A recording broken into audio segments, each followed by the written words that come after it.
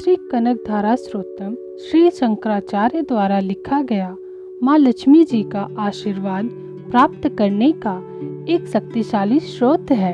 कनकधारा स्रोत का नियमित पाठ करने से तथा कनकधारा यंत्र को धारण करने से धन संबंधित परेशानियां शीघ्र ही दूर हो जाती है। कनकधारा स्रोत धन प्राप्त करने के लिए एक बहुत शक्तिशाली स्रोत है। जैसे भ्रमरी अधिखिले कुसुमों से अलंकृत तमाल के पेड़ का आश्रय लेती है, उसी प्रकार जो श्री हरि के रोमांच से सुशोभित श्री अंगों पर निरंतर पड़ती रहती है तथा जिसमें संपूर्ण ऐश्वर्य का निवास है, वह संपूर्ण मंगलों की अधिष्ठात्री देवी भगवती महालक्ष्मी की कटाक्ष लीला मेरे लिए मंगलदायिनी हो। जैसे भ्रमरी महान कमल दल पर आती जाती या मंडराती रहती है, उसी प्रकार जो मूर शत्रु श्री हरि के मुखारविंद की ओर बारंबार प्रेम पूर्वक जाती और लज्जा के कारण लौट आती है, वह समुद्र कन्या लक्ष्मी की मनोहर मुग्ध दृष्टिमाला मुझे धन संपत्ति प्रदान करे।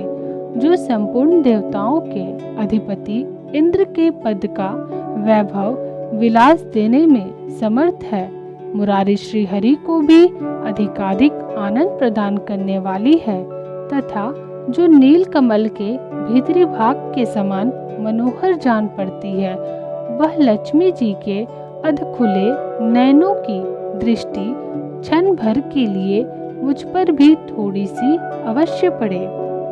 शेष साई भगवान विष्णु की धर्मपत्नी श्री लक्ष्मी जी का वह नेत्र हमें ऐश्वर्य प्रदान करने वाला हो, जिसकी पुतली तथा भव प्रेम वश हो अधखुले, किंतु साथ ही निर्निमेष नयनों से देखने वाले आनंद कंद श्री मुकुंद को अपने निकट पाकर कुछ तिरछी हो जाती है।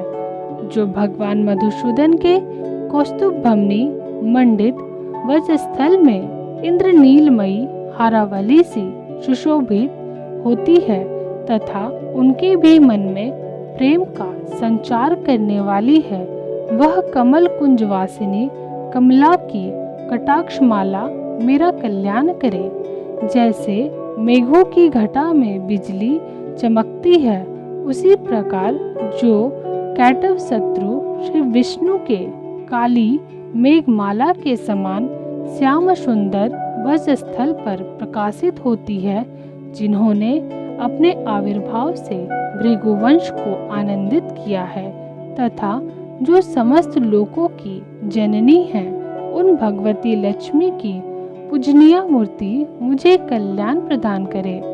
समुद्र कन्या कमला की वह मंद अलस मंथर और अर्धोन्मिलित दृष्टि, जिसके प्रभाव से कामदेव ने मंगलमय भगवान मधुसूदन के हृदय में प्रथम बार स्थान प्राप्त किया था, यहाँ मुझ पर पड़े।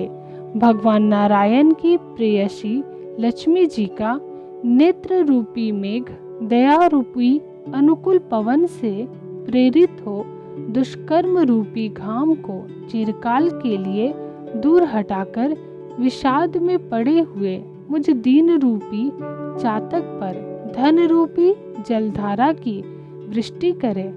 विशिष्ट बुद्धि वाले मनुष्य जिनके प्रीतिपात्र होकर उनकी दया दृष्टि के प्रभाव से स्वर्ग पद को सहज ही प्राप्त कर लेते हैं, उन्हें पद्मासना पद्मा की वह विकसित कमल गर्भ के समान कांतिमती दृष्टि मुझे मनोवांछित पुष्टि प्रदान करे। जो सृष्टि लीला के समय ब्रह्मशक्ति के रूप में स्थित होती है, पालन लीला करते समय वैष्णवी शक्ति के रूप में विराजमान होती है तथा प्रलय लीला के काल में रुद्र शक्ति के रूप में अवस्थित होती है, उन त्रिभुवन के एकमात्र गुरु भगवान नारायण की नित्य यौवना प्रेयसी लक्ष्मी जी को नमस्कार है। हे माता, शुभ कर्मों का फल देने वाली श्रुति के रूप में आपको प्रणाम है। रमणीय गुणों के सिंधु रूपी रति के रूप में आपको नमस्कार है। कमल वन में निवास करने वाली शक्ति स्वरूपा लक्ष्मी को नमस्कार है तथा पुरुषोत्तम प्रिया पुष्टि को नमस्कार है।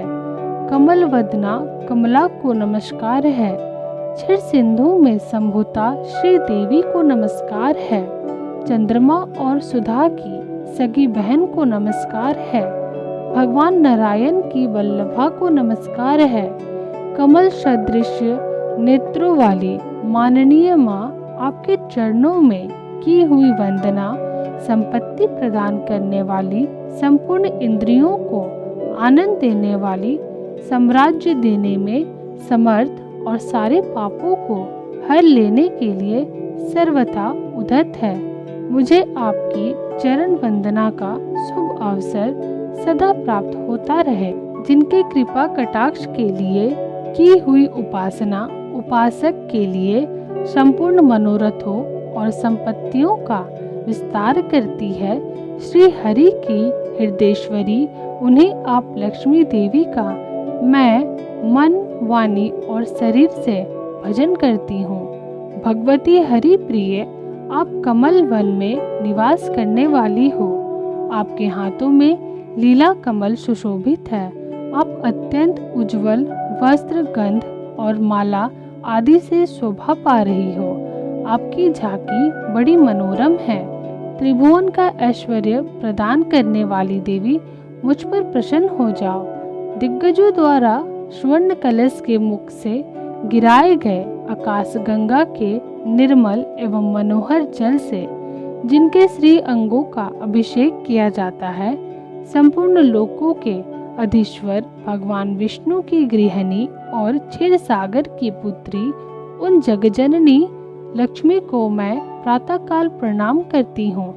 कमल नयन केशव की कमनीय कामिनी कमले, मैं अकिंचन मनुष्यों में अग्रगण्य हूँ, अतएव आपकी कृपा का स्वाभाविक पात्र हूँ।